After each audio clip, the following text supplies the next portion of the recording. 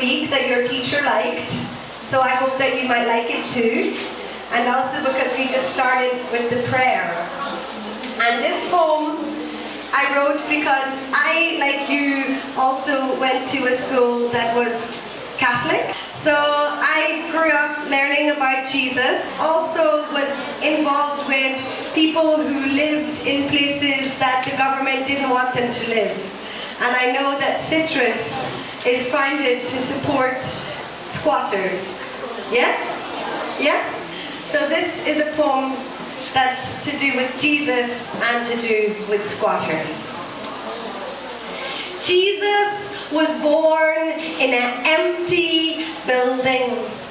Imagine they wouldn't let Mary in. Imagine Herod had got him.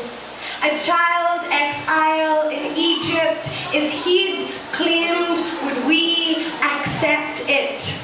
Imagine they told Jesus, get a job, stop being a vagabond, running round with your stories, sleeping in other people's houses, causing your mother distress, homeless in the wilderness. Eating what he found. The Testament is underground, hanging out with prostitutes.